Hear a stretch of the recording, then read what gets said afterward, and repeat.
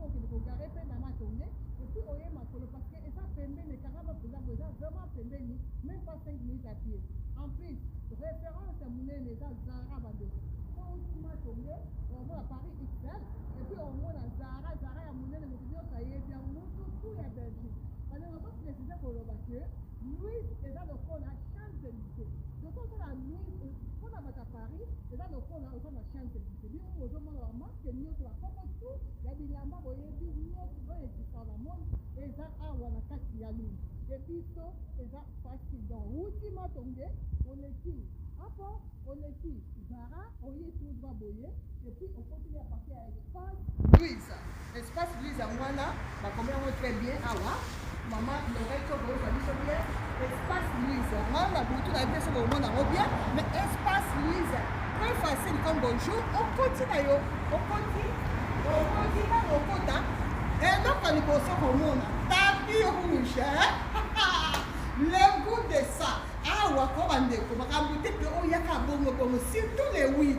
Nazo insisté pour le moment, s'il vous plaît, abonnez-vous à Zambé.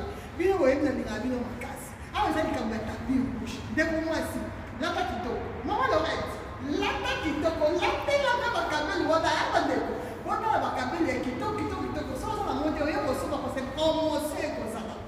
Promotion, ça va nyoso. Donc, il y a ébélé, dans le temps, la bino sauté, ma cliente, il y a un nyoso de la bino. Voilà, Bandeko, le mot Etherbeck. Parce que Bandeko va se tourner. Est-ce que ça deuxième boutique? Non, Bandeko. Donc, Kanye Etherbeck. Donc, à partir de la fin du mois, nous sommes à Etherbeck. Et à partir du 1er février, nous sommes à Louise. Et ouverture officielle est le 8 février. Donc, le samedi, le 8 février, de 10h à 20h. Bandeko, en tout cas, nous sommes, n'a pas respecté R. En tout cas, cette fois-ci, on va respecter R.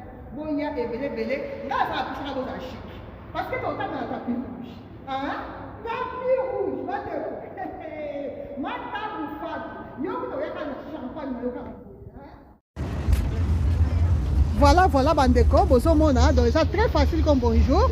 Donc, Bénédicte Yewana, auto qui est dans le métro. Voilà, c'est très facile. Voilà, métro Louise, bonjour, arrêt Louise, Louise, donc ça beaucoup de lumière, tout le monde a Louise bien mais ça, Louise, bah tram pe angwana bandeko, tram angwana, vraiment dans ça en pleine Bruxelles, donc Bénédicte, c'était facile à trouver. Très facile, dès que vous sortez, vous allez voir le Quick en face de vous. Voilà, Quick yango yo. Et juste après la pharmacie, vous allez voir, il y a l'entrée. Donc voilà, pour ceux qui viendront de l'autre côté, c'est vraiment l'entrée, elle est vraiment juste en face de la maison Louis Vuitton. Donc voilà. Voilà. Mais dites ça, la sabi se porte entrée principale. Donc Quick yango bandeko, bozo mona Quick. Métro angwana libula métro angwana okiti, obimi oyebo yo leki Quick. O leki Quick, on continue tout droit, nde benita so kende. Tout droit, ozo kende. Donc c'est très facile. Au moins la pharmacie en goyo, bandeko. Pharmacie en wana, donc très facile. Des hôtels, yangwana. Bandeko Louis Vuitton yangwana. Au moins Louis Vuitton, la la boutique sur le monde bien, mais mon année bien. Louis Vuitton yangwana. Dior est à côté, Dior yangwana. Donc comme nyoso boye, ma marque nyoso makasi, et ça vraiment en face. En face, il y a Nyonso Chanel pe Azawana. Donc, tout quartier Yewana. Donc, Nyonso Obolukaka, en tout cas, Ezali. Et voilà. Donc, après, boye, entrée principale en Goyo. Bakomi bien, galerie, porte de Louise. Voilà, Bandeko, nous avons précisé, galerie, porte Louise. Yangoyo. Galerie, porte Louise.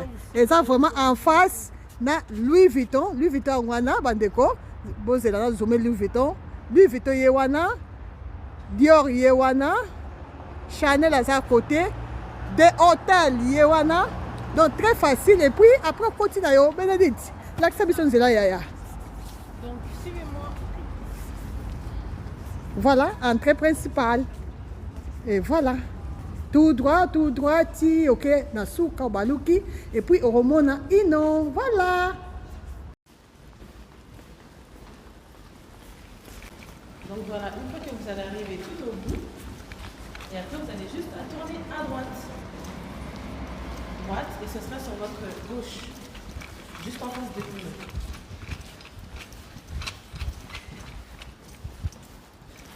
Donc voilà, là on est au bout. On est sur votre droite. Donc là, il y a l'installateur, donc il y a une autre entrée. Donc voilà, il y a aussi une autre entrée, donc espace vise. Dès que vous rentrez directement, vous avancez tout droit, vous allez voir l'installateur.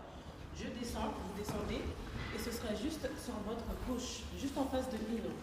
Donc suivez-moi, je vais vous montrer ça tout de suite.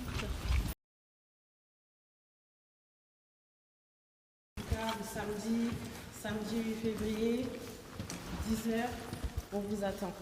Donc voilà, c'est juste là. Donc voilà, Toro c'est la bino. En tout cas, samedi 8 février, à 10h, par retardataire, voilà, Toro Nati. Donc vous allez vraiment à l'heure, vous y avez ébélé, donc vous savez là, ma promotion est allée. Donc pour la prestation, on y ensemble. Maquillage, extension de cils, pédicure, manucure, on a pas perruque. Donc en tout cas, boya, franchement, on s'est fait là, voilà. Donc on vous attend et gros bisous.